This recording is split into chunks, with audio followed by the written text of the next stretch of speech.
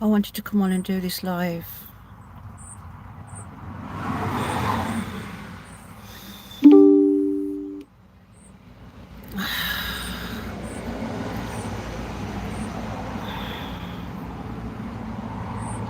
I've tried to create a video to discuss where I'm going through losing my mum to cancer. My mum finally went home yesterday afternoon at 2:28.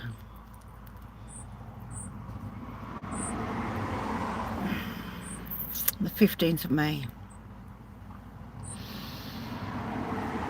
She went into hospital on Monday because she was in so much pain, and the morphine she was on, sorry, let me get my phone comfortable. The morphine she was on wasn't doing anything for the pain. So my son called the paramedics out and she eventually agreed to go in. She's given me permission to discuss all this after she's gone, by the way, because I'll be speaking a little bit more broad than I have in the past. They found that her right lung was now full of cancer. They didn't want to put her through the pain and discomfort of turning it over to see if the pain she'd got in her shoulder was an infection or if the cancer had spread elsewhere. So the oncologist came round to talk to us, and Mum said she was lucid, she was still a normal self at this point. She said, okay, just be honest with me, how long have I got? And he said the worst four-letter words that I'm ever going to remember, and he said just days.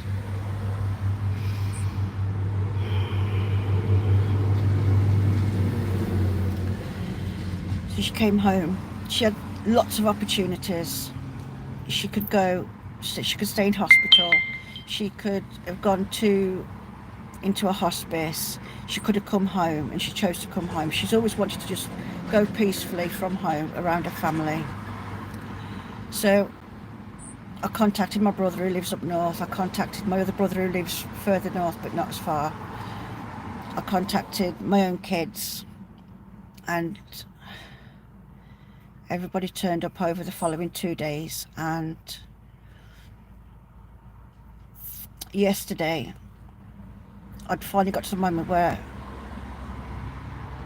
I was ready to pop home. I live 6 miles from my mum. I was ready to pop home and get my medication because I hadn't took any for almost a week because I was with my mum constantly and my body was seriously struggling. And I got to the gate. My brother came out to me and he said, Deb, Mum's eyes are wide open. So I run back into her and her eyes was like bulging, and I knew this was it then. This was where she was going from the transition into the unconscious state.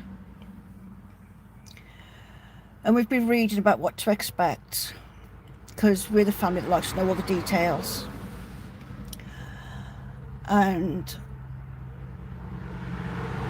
so we knew this was the unconscious state, and from when they get to the unconscious state, this is very, very close to the end.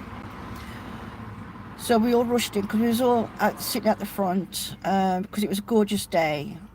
It was in and out, and my oldest brother had come down the day before. My nephew, my other nephew, people had done what they could do. They had their goodbye, and the only one that we need to call now is my oldest son, who he couldn't stay still. He's not wanted to hang around, and his work have just said, just come and go as you please, just do what you need to do. His work has been amazing. Shout out to Citron. So I just screeched at someone to phone Jay now. So Jay was, and we, like Mum, Kirsten and myself had said, like, Mum, hang on for Jay, please wait for Jay. Jay come in, acknowledged her. I let her know who was round the bed with her. She didn't take that last gasp of breath like some people do. She just took a last breath and she went peacefully. She went the way that I wanted her to go, the way she wanted to go. Because I said to her, the only thing I didn't know if I could deal with it is if I saw her on machinery and all this stuff. And I'm so grateful that she didn't have to go through that. I'm grateful for my mindset that didn't happen as well. So then it's been an entourage of people coming in, and everyone has been so lovely to my mum and to us. Then last night the private ambulance came to pick her up for the final time, and she's now at the funeral home. But we have the process of waiting for all the legal documents to be done, and then we can do the cremation. But we do have time to go and see her as many times as we want. But I've decided I only want to see her one more time in this state, because seeing and feeling her body go into rigor is stressful, and it's overwhelmingly emotional. And I know the funeral home they will take away some of the paleness. They will put the pajamas on that we've chosen for her, that she loved her pajamas. She'll put her fluffy socks on that she loved. They'll brush her hair, because she wouldn't leave the house without doing her hair. And that's how that's what I want my last image to be, not of her with the rigor and all that whiteness, and that I don't want that to be my last image of my mum. So I'm going to arrange to go and see her one day next week, and she'll be there for a couple more weeks, but I won't be going again. But I woke up this morning, and for the first time in years, every morning I wake up and I ask myself, does my mum need anything from me today? Is there anything I can do or take for her that will make things either easier or more pleasant for her? Is today wash day? Is there something she's asked me to pick up and I've not done it? Or I still need to do it? But today's the first day I woke up and that question can't be answered anymore. And then this morning my son got the phone call from the funeral home explaining what's happening next there. So Scott messaged me and said, Mum, can you come over, because I need to get your opinion. And it was, my mum doesn't want any kind of service. She's having a cremation, but she doesn't want any kind of service. She doesn't want to take up a plot of land or anything like that. And we can't even have a service for the cremation. And now this side of it happening, I understand why. And she did give us permission to have a get together for her and have a drink and talk about her words. So we're arranging that in about a month's time. Give everyone a chance to breathe. And so now we're just waiting around. And then I went for a drive. I couldn't just sit still. I just can't sit still. I don't want to be in my house. I don't want to be in my mum's house. I just want to be outside. I don't want to be with people. I don't want to be on my own. The emotions, no one can prepare you emotionally for the loss of a person that you love. And I can't say it's especially a parent, because thankfully I've never lost a child. But no one, you can prepare all you like for the mental loss, the physical loss, but nothing prepares you for the emotional, the heart. So I picked up a coffee at Starbucks. I sat outside the range next to where we always parked, because somebody else was parked there. Because the range was the one place Mum and I we'd always head to the range. We'd go around the craft section, then we'd go around the DIY section, then we'd go around the home decor section. We'd stop and have a coffee and lunch or something. And we'll never get to do that again. Well, those days are over. And then I went in Sainsbury's because we both liked their clothes and their pyjamas in Sainsbury's. So I went to walk around there. And I looked at things like, my mum would like that. My mum would like that. My mum would say, that's disgusting. I was just chuckling away to myself. I must have looked a right bloody idiot because I was on my own. But I didn't care. And I thought I'd better go back because I don't want anyone worrying about me. So I went back and I was sat in my car outside my mum's, and then my son, who's my mum's carer, Scott, because Lauren was at my car, my daughter-in-law, and Kirsten, my daughter, and Scott bought me a little box that my mum had bought me before she went. She'd bought Kirsten, Lauren and me a ring, all different, because I got fat fingers. Well, we've all got the adjustable ones, and I had to stretch mine quite a bit, and it says, I'm always here, I'm always there, just look up.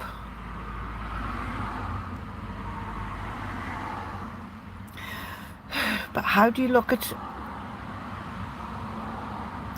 around you and not be resentful when you see a mother and daughter?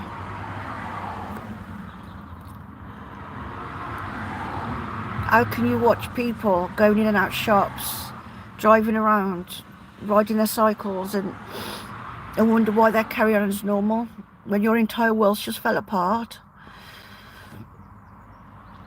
My mum was the centre of my world for so much of my life.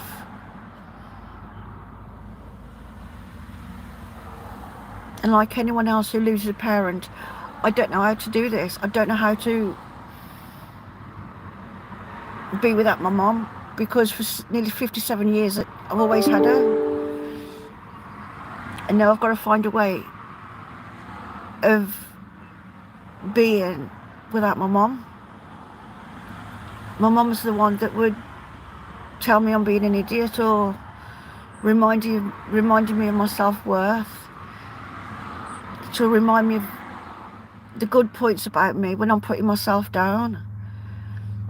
The only thing she's asked of me is to make sure I go to south of France for the 3 months I've wanted to do this, and I'll be honouring that wish this year or next, I don't know. And the remnants, seeing her bed now in the living room without her on it, I just want to curl up on it and go to sleep.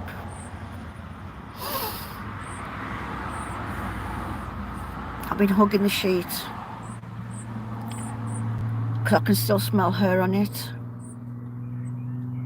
I've got her coat. The last time she wore a coat was the day she and I was at the hospital last year, about this time last year, and the oncologist said that there was no treatment that was going to prolong her life or ease its quality or quantity, so she chose quality. And her coat, I can still smell her. I can still smell her body spray, because she couldn't have perfume because of her breathing, but she'd put some roll-on body spray on, and I can still smell it on, and it reminds me of my mum. But it's not one I will use, because that memory's for her. But that doesn't even make sense, but anyway. So I took that home with me, and I hung it on my bedroom door last night. And I'm not the best of sleepers. I'll toss and turn, and each time I turned over where my door is, I looked to see if it was still there. At one point I was going to put it on, and then I thought no, because if I sweat I'm going to lose her smell. It'll be my sweaty smell I'll have on it. So I chose not to do that.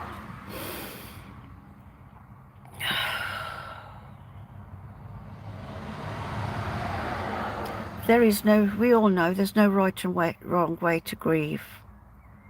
There's no right and wrong way to feel, act, or do anything.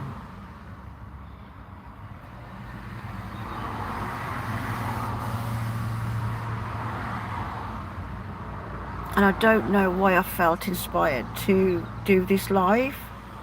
Of all things, live. I've never done a live on YouTube before. But I know my mum wanted me to do YouTube because she's constantly reminding me. My school certificate said I could talk for England. And my mum, my kids would say, do a YouTube channel. You've got so much to talk about, so much to share. You'll be good at it, blah, blah, blah. And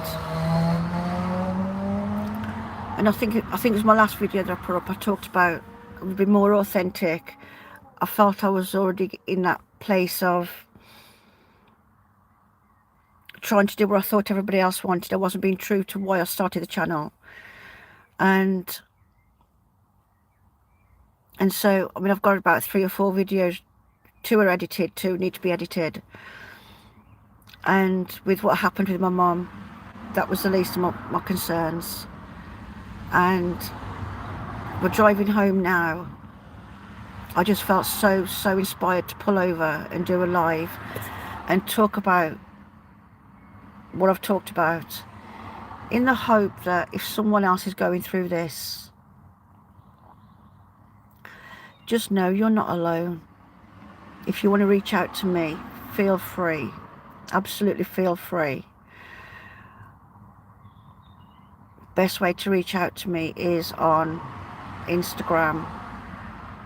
Drop me a DM. I will always reply. If you're struggling with a loss, I'm happy to be a support, be a sounding board. Because one thing I'm learning more than ever right now is when we lose someone, not only those that love us and know us reach out and care, but sometimes total strangers are the ones that reach out and touch your heart again and remind you how good humanity is still, for all the bad, hard stuff going on in the world. When we're facing personal crisis like something like this, we just want someone to know what we're feeling, to know what the pain feels like. And I think by doing this video, being able to express some of my numbness and my feeling of being lost, not only is helping me, hopefully it will help someone else, but it's helping me to say the words out loud. Some things I don't want to say to or in front of my children, even though they're all adults. There's still me there, and sometimes just put it out there for someone that doesn't know me from Adam, or someone that's going through the loss of a parent, or any loss, because any loss hurts. It can be so helpful when someone reaches out to you. And as I've said, if you're going through any form of loss, whether it's recent or you're still struggling from one, I don't know, 5 years ago, if you're still struggling, please feel free to reach out to me. Give me a day or so to get back to you, but I will respond to anyone that wants to reach out to me, and I'll keep that door open for as long as this video is on YouTube, which I have no intention of taking it down. Because no matter how long this video is, if somebody's watching this in 5 years' time and they're going through a loss, feel free to still reach out to me, because I'm still going to know how you're feeling. I'm still going to know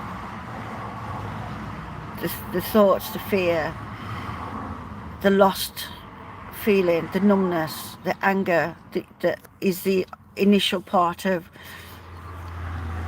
that loss. And the one thing my mum always did was, even if she didn't know someone, If she knew they were going through a hard time, she would do something to show them some love. And I've inherited that from her because I'm very much the same. And I want to do that more so now. I want to do it on behalf of my mum and in memory of my mum. Reaching out to others is something that my mum taught me from a young age, and I used to look, not used to, I didn't stop doing it, but I learned to enjoy reaching out to others. Even if they didn't respond, it was fine. So as I say, if this is something you watch 5 years time, 10 years time, and you're going through something, please feel free to reach out. I really don't mind. And as I've already said, best way to do that quickly is going to be through Instagram, and I'll do my best. I'll do my best to be as supportive as I can.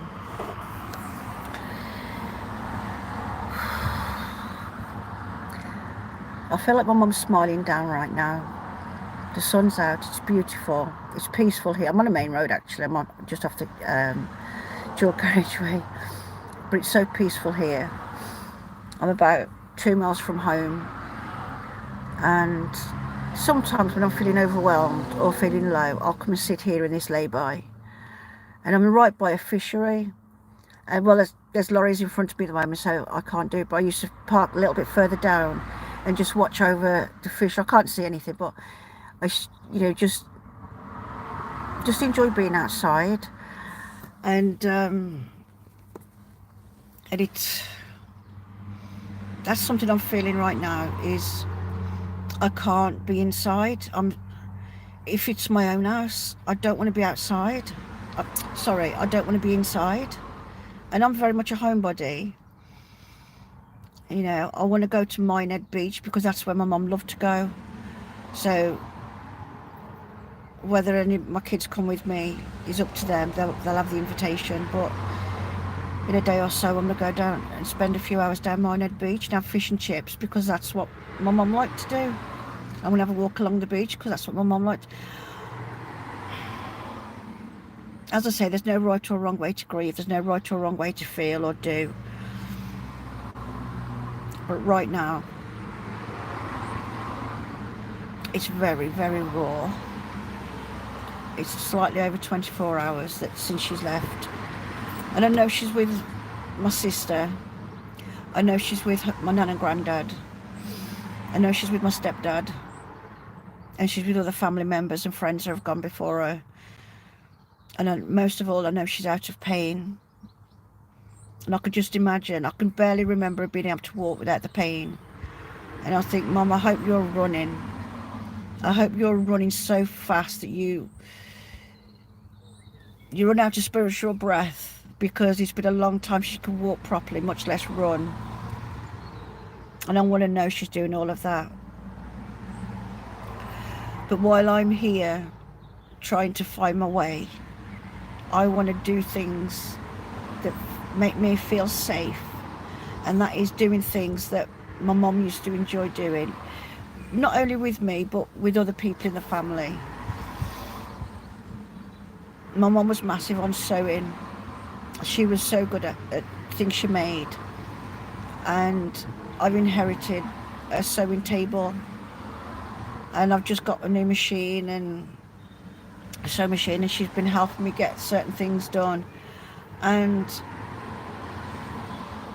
I want to sit and sew because I want to do the sewing my mum wasn't able to do in the last couple of months, well, for this year.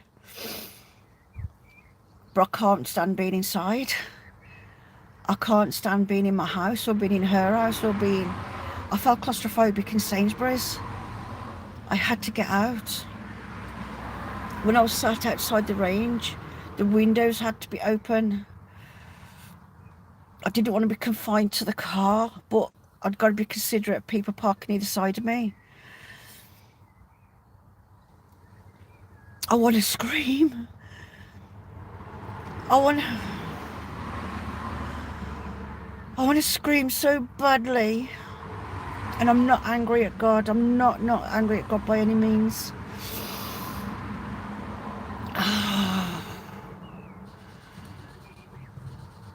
I want to scream so fucking much that it hurts my throat, because it's not fair. And I never ever made that kind of comment, but it's not fair that I don't have my mum,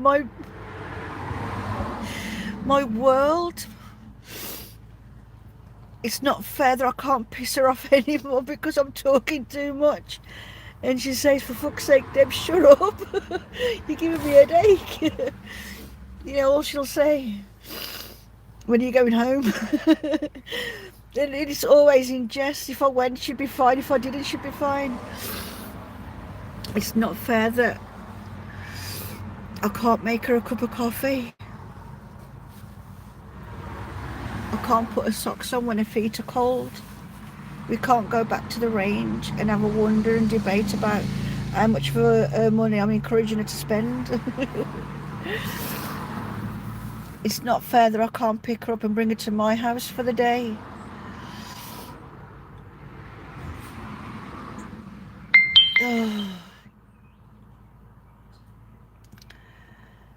I've lost people in my life, but this is the first parent I've lost. And since Monday, it was probably around about midday on Tuesday when Mum lost a lot of her lucidity. I don't know what the word is. She had less lucid moments. The last word she ever said to me was, I love you so, so much. That was the last words to me. She was able to have her last words to each member of the family. The last thing she said in a lucid state was when everyone was round her bed. All four of my kids, my son-in-law, my daughter-in-law, three of the grandkids, and my youngest brother. And she said, I love you all. Clear, loud. That was the last thing she said. And things like this penetrate your heart, but penetrate your mind, your memory. And as I said at the beginning of this video, you can prepare. My mum was in palliative care for almost a year. She's had bowel cancer and lung cancer 14 years. She's developed lung cancer in the last 2 years. But she had bowel cancer for the last 14 years. She had a colostomy bag. And she never lost her hair when she had chemo. She lost her teeth, but she never lost her hair. We always used to laugh over that. She never struggled in a physical sense because of the cancer. It ended up being pain in the shoulder, which could have been the cancer spreading. It could have been infection. We'll never know. But that's the time she suffered. And I think, how darn lucky was my mom? How blessed was my mom to only suffer with shoulder pain? That I'm extremely grateful for. And I look at her before she finally went, and it's like I was looking at my nan, like her mom. It was like, oh my goodness, she looks so much like my nan. And for the first time in years, I could remember what my nan looked like, and that was almost amazing. So I got 2 in 1. And I don't really want to talk too much about the transition, then the unconscious part to her passing and what's happened since. But if somebody feels they want to know more, I will happily do a video on it, so leave me a comment. I will happily discuss that part of it, but I'm just going to keep that just kind of, what am I trying to say here? I'll just put it in as a mention.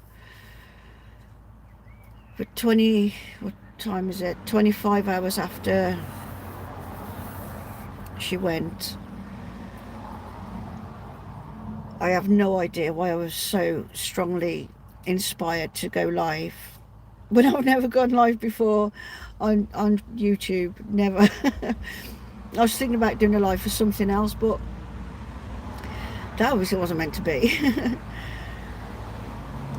But I wanted to talk about the fact that my mum has gone, because I've mentioned her in almost every video, and there's only been little bits I've mentioned about her being in palliative care.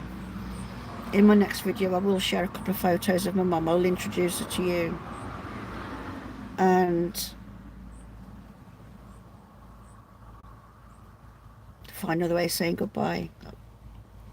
But now it's all about the memories. It's about finding out what I should be doing. Because as my youngest is almost 21, I'm almost an empty nester. He's going in the military in October, and my daughter-in-law's moving back to her mum's, and it's like I'm learning now to be a single person, make my own decisions 24/7, only having myself to consider. So having that transition, and then not having my mum, it may well be a blessing in disguise that I've got to learn this on my own. I don't know. I'll find out what each day holds. I'll find out what's next for me, because I have no idea. All I do know is I'm still going to be doing videos. I'm still going to be doing my business. I'm still going to be doing my caravan up. My granddaughter's going to help with that in the summer. I'm still going to be doing some travelling. I think my first travel will be to Portugal. I'm looking to book probably about a week there. It'll be a last minute booking that I do. And then I think my next journey after that will be Cancun. And that's as far as I've got. Things might change in which order or locations, but we'll wait and see. So I'm going to go now, guys, and for those of you that you've popped in and liked, thank you. If you'd like to stick around, it's not always doom and gloom. I do try and be chirpy and share something of worth. So thank you so much for stopping in. Thank you for just being here. I appreciate you. And as I say, if you want to like, subscribe, feel free. And if you're going through something, if you'd like to reach out to me, I'm more than happy to chat. So wherever you are, whatever you're doing, whatever's going on, give yourself some grace. No matter what it is, no matter how small, but just give yourself some grace. Have a beautiful day. Even if it's just beautiful 5 minutes, if your world is crazy, just have 5 minutes of beauty. Just know that you're amazing. Know that you're valuable. And know that at least one person in this world loves you. And more than anything, love yourself. Take care. Bye.